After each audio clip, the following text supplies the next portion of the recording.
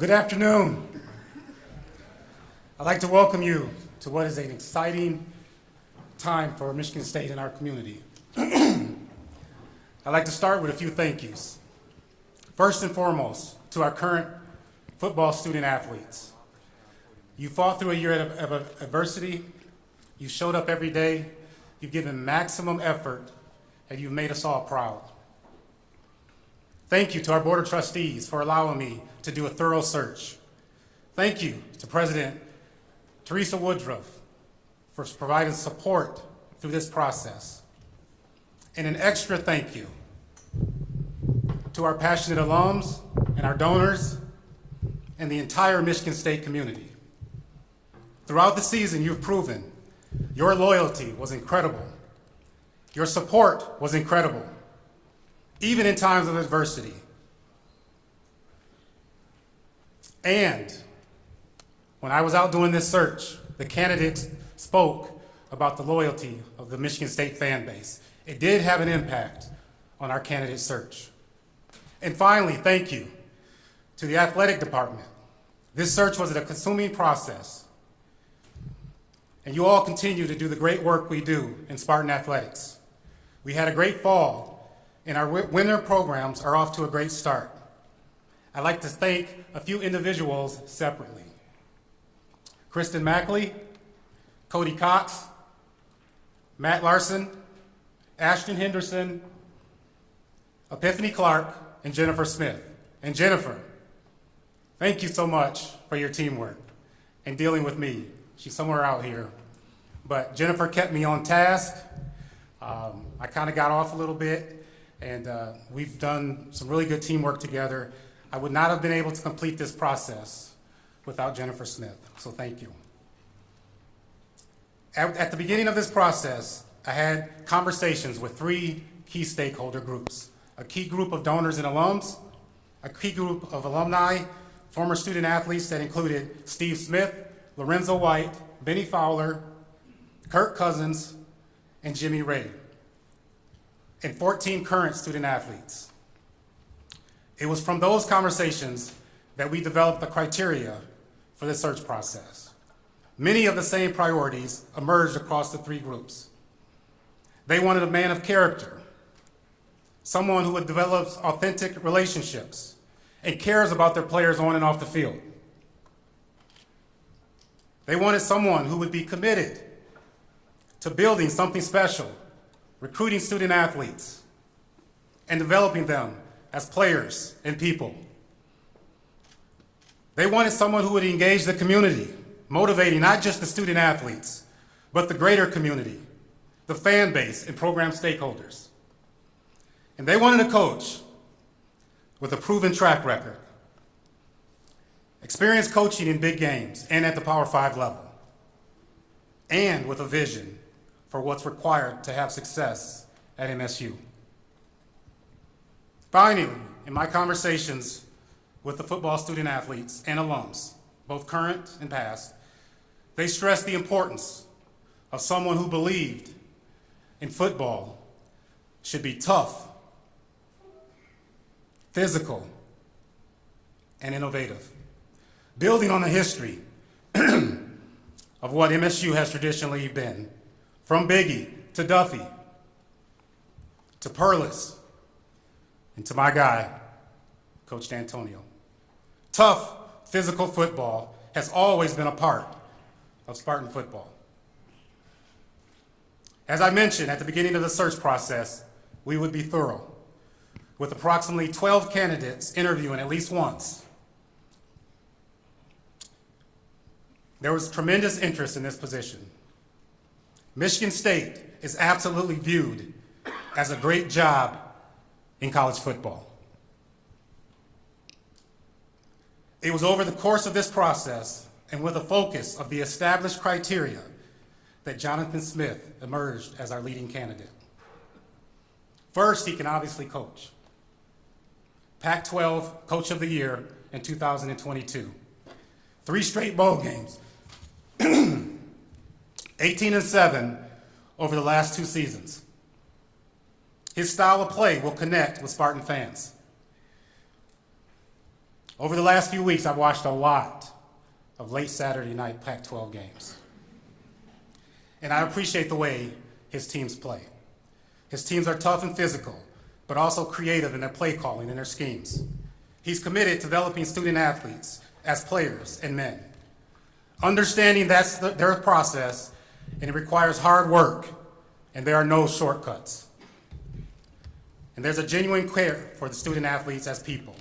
That was evident during the search process. The other thing that stood out is how much he spoke about community and his family investment in the community. It's no secret that Tom and Lupe Izzo and their family are the standard of community investment. But Jonathan spoke about it too. And getting to meet Candace and the family, it's clear it's a priority for them as well. I could immediately see them fitting in our Spartan family. His family roots are out west, but there's no doubt in my mind that Jonathan and Candace, Robert, Bella, and Charles will quickly make East Lansing their home. Over the course of the process, not only did we develop a connection, but came to realize we had a common understanding of what we wanted to achieve in the vision for Spartan football. I followed up with a number of people in the college football industry, and to a person, they echoed the same thing I was seeing. And Coach D'Antonio was a great sounding board through this process. He did his own research and came back with similar information. And Jonathan also spoke with Coach Izzo. And they had dinner Sunday, and I sat next to them, and I listened to their conversation with a smile on my face, knowing we got the right guy. So to the entire Smith family, welcome to our Spartan family. Thank you for believing in Michigan State University and Spartan athletics. To Candace, Robert, Bella, and Charles, thank you for sharing your dad and your husband. We couldn't be more excited for what the future holds. And so without delay, please welcome Jonathan Smith as the 26th coach of Spartan football.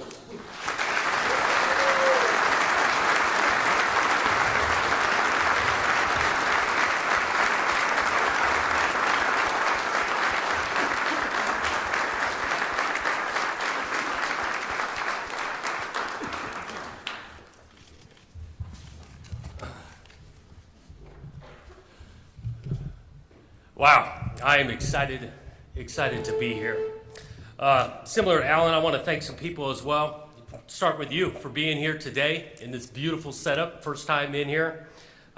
Been here 48 hours and continue to be so impressed with all I've seen on campus and here. I want to thank the Board of Trustees, Interim President Woodruff, for entrusting me to lead this program. And in particular, I do want to thank Alan. A lot of what he just spoke about, I completely agree with. Initial conversations, vision, alignment, the fit. We spoke throughout this process. I thought he did a great job on a professional side. Important to me as the process went, not to be a distraction for either side, and I thought he did an outstanding job of that. Cannot think of enough. Definitely want to thank Oregon State University, all that place has done for me and my family. Leaving there obviously was an important, difficult decision, but I go back to, again, the fit of this place and cannot be more excited about moving forward. That place will always be special to me. I want to thank the people of this community in regards to reaching out and make a warm welcome for not only me, but for my family, even just the last 48 hours. The opportunity to sit down with Coach D yesterday in my office and talk about the place. The text messages I've gotten from other head coaches here at this university welcoming me and my family, talking about their own kids, and cannot wait to connect them, learn about the schools and whatnot. So I cannot thank you for the outpouring of support from this community already. Cannot wait to dive into it in the near future. Also, most importantly, and I thought this is going to be tough, but I got to thank this crew right in front of me. These decisions are not easy. I want to chase championships at the highest level, but at the same time create an atmosphere for my family to be special. And that's where I go back to this fit. I appreciate you guys, Candace, Robert, Bella, and Charles, for coming along and believing in this ride that we're undertaking. So thank you. I thought I would start just like I started the team meeting yesterday, getting to know these guys, first time around them, 9 a.m. yesterday, and really just telling my story. Walked up in front of them and told my story like this. Jonathan Smith, 44 years old, born in Pasadena, California. Huntington Hospital, but about a mile from the granddaddy of them all, the Rose Bowl. Grew up in Pasadena, went to Glendora High School. At that point, playing high school football, it grew in me. I wanted to coach football. Loved it, had a great experience, got toward the end of my senior year, knew I wanted to chase this dream of coaching, and I thought I could do it at the college level to learn more and more. Ended up getting an opportunity at Oregon State University to walk on there. Thought would be I go walk on there at the highest level I could get to is just learn about ball and all of that. Mike Riley, the head coach at the time, looked me in the eye and said, yeah, you're going to be paying for it, but you'll be treated just like everybody else in that locker room. The man stuck to his word, had an unbelievable experience there, learned a ton, friendships, all of that. First year I walk into Oregon State, my first position coach to get exposed to this great game, guy by the name of Paul Christ. Paul Christ was the offensive coordinator and quarterback coach, opened my eyes to schematics, which I was desperately wanting to learn about. He treated me awesome for my first couple of years. 2 years into it, Mike Riley leaves, and we're going through a transition. You're going to hear a little bit about that. We're going through a transition.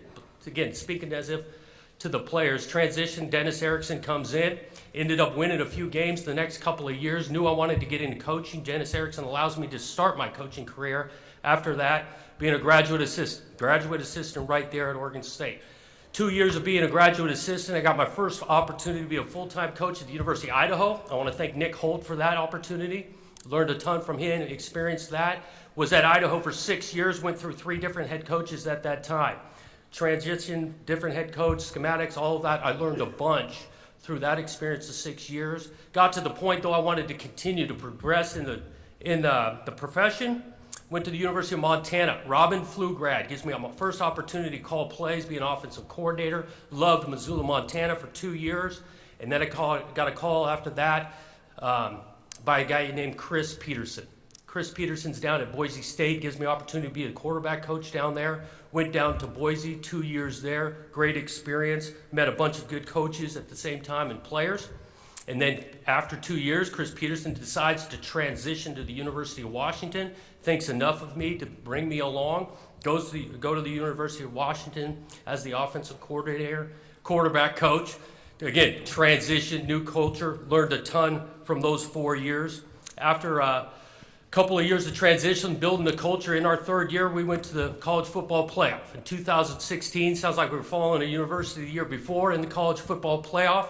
A great experience of winning the Pac-12 championship, and that led to an opportunity to go back to the alma mater and take on this idea of being a head coach.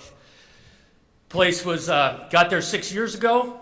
A place was not having a ton of success, had some turmoil, different things going on, and was excited about diving into it, learning the players, changing the culture, creating a space where people could do their best work, and we dove into it. Had a lot of great memories, connections, recruiting, brought a staff down there that we put together that worked for 6 years straight. 7 out of the 10 coaches there for those 6 years were there the entire time. You get 10 position coaches, 7 of them were there with me for 6 years. And then, like Alan mentioned, the last couple of years had a little bit more success. Got to the point toward this end of the year conversations, and I kept coming back to this idea of playing at the highest level, playing in a place where you could fit and be the type of dad, father, husband you want to be, let alone for myself and for the staff want to create. And that leads me all the way to this point, standing in front of you guys now, the team yesterday. That's a little bit of my story. Let me tell you a little bit why I'm so excited about Michigan State. I think, again, we go back to this fit. Let's talk schematics. Alan mentioned it. Yes, we want to make a physical brand of football on both sides of the ball. But at the same time, it lead to an innovative offense in regards to, we're going to take a chance once in a while, make it physical, create explosive plays, Defensively, make it hard on the defense, not just by the physicality to play with, but the schematics on that end. I think Michigan State's a place where you can develop. Michigan State's not just diving into a team meeting yesterday, diving into the idea of being a program of substance on and off the field, a program where we're going to dive into lives and beyond just being able to teach them how to be in the deep third in coverage or run a 15-yard in route. We want to be a place of substance on and off the field. We are going to be process-oriented, and this takes a minute. You stick to a process January all the way through December. You stick to a process Sunday to Saturday. You stick to a process to start a practice at the end of practice. And I felt Michigan State fit that and allowed for a lot of that. I think Michigan State's a national brand. I know football's a big deal around here, but there's a lot of big-time deals around here in sports. I'm looking at Coach Izzo right now. Can't wait. I've never gone to a college ice hockey game. Cannot wait to go down and check some of that out. I thought the fit was good as well, is because, let's face it, there's an in-state rivalry, and I appreciate in-state rivalries. I think those things are meaningful. It's a great thing about college football is to have a rivalry like that. Every spot I've mentioned earlier in my career, I know what that is like in being able to compete in that year round. And so that'll, again, mean a ton. I'm excited, again, to deeply dive in and connecting with these players. Priority number one, and through conversations with Alan, he knows this, is about the current roster right here. The current roster, and then we're going to take the opportunity again tomorrow to dive into these lives, learn about them, learn their stories, why they chose Michigan State. I cannot wait to start on that. Not to sugarcoat, recruiting is vitally important. We're going to put the staff together and dive into that as well, but you go out and recruit, you got to know what you currently are working with, and again, retaining that roster will be vitally important. I've got confidence in this move. I cannot overstate the idea of transition a family all the way over here. I cannot overstate how important and confident I think we are in this thing. I shouldn't say think. We are confident in this thing, and they're so excited to be here and really get started. This is a big day. You get on stage, you got the press conference to go. We're going to answer some questions with the press. We've got a basketball game to go to tonight. I'm looking forward to diving into these players and getting in that meeting room and setting plans and really getting started. Because it's going to take some work. I think a lot of us in this room understand this is going to take some work, and I am definitely excited and up for the challenge and opportunity that's in front of us. I'm going to stop there and just echo again. I can't thank this community enough for the warm welcome. I am fired up to get going, and let's go do this thing. Go Green.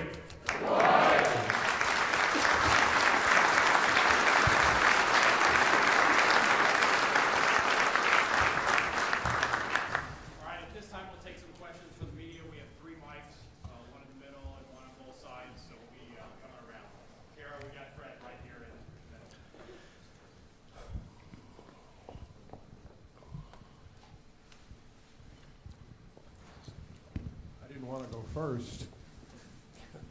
Coach Fred Human, NBC here in Lansing. First thing is, did you own a green tie or did you have to get one? Yeah, I will speak the truth all the time to you. I definitely had to go get one. Yep. And I talked about how much my family's meant to me and help. I needed to get a little help, and she still thinks I need a little help with this tie right now. My wife was huge in putting this on. Clarify. My bigger question is, you talked when you landed at the airport Sunday about the culture here, the history, and what you called the brand, which you just referred to. You're only the second head coach I can think of in the last half century that did not have a direct Michigan State tie here. Are you going to study the history? Is that even important in building what you want to build here? Yeah, definitely important. Definitely want to dive in and learn. I continue to learn each day, but more and more. I think I'll say it this way too, on just even the former players and understanding the history and the big time players and championships that have won here, that's going to be important for me to learn, but also make sure we got engaging, welcoming back from former players. And so I look forward to learning that part. Chris Solari, Detroit Free Press. Welcome, Jonathan. I'm wondering about the decision to leave your alma mater. I mean, that's obviously a very personal place for you. What made this the most attractive way to get you away? I thought a lot of what I value, which wherever I'm at, I'm going to value these things. Again, the family piece, the community network, a passionate fan base, the opportunity to win, the resources available to win, the community that is invested to win. I think all of that was here. And so that was brewing in my mind.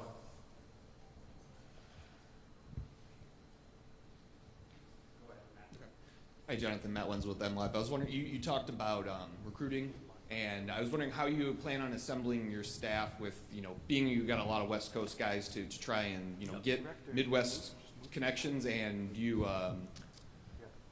anticipate any carryover from the previous staff?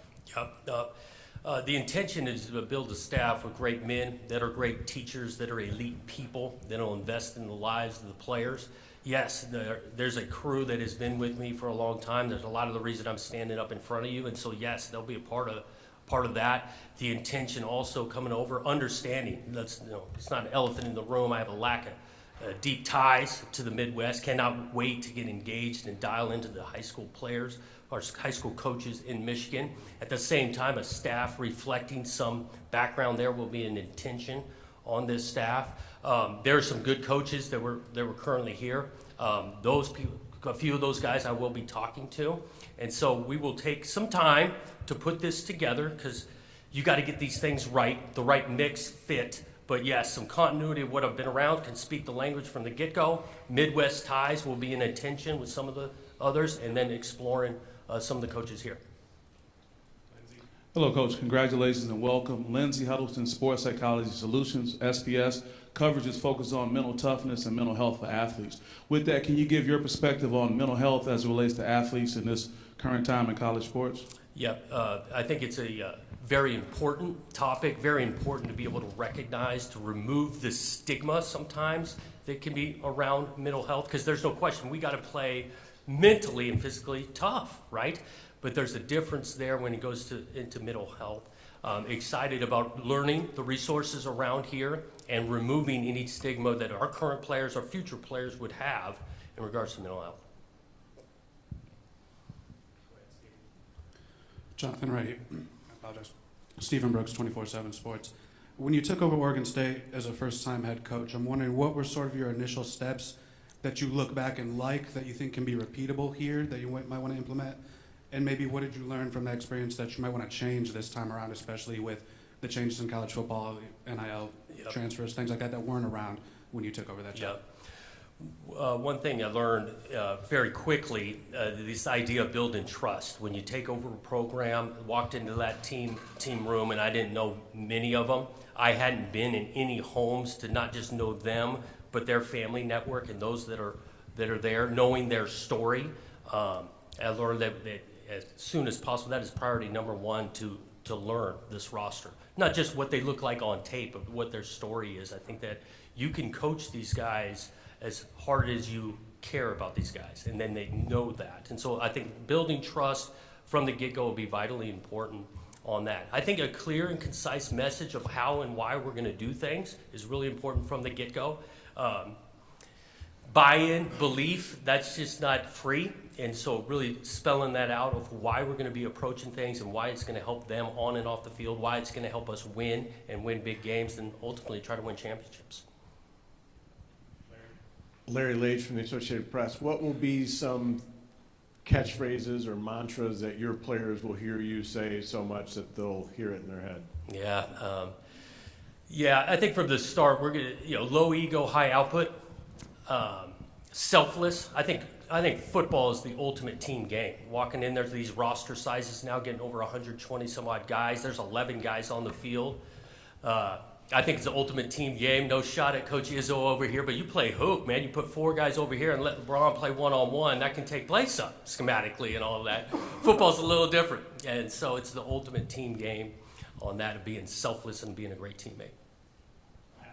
Hey, Jonathan over here again. Not to dive into the roster too much, obviously, but you were a quarterback, and that's where your background is. You have a couple guys yesterday declare their intent to enter the portal. I'm just wondering, broad, how you plan to address that position moving forward. Yeah, I think we are going to run a style of play that the quarterback can have some real success.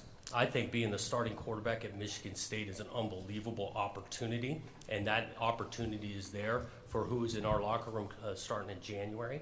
I'll say this, not just specifically about the quarterback position, but in general, this day and age in college football, there's opportunities there in regards to, weighing your options, fresh starts somewhere else.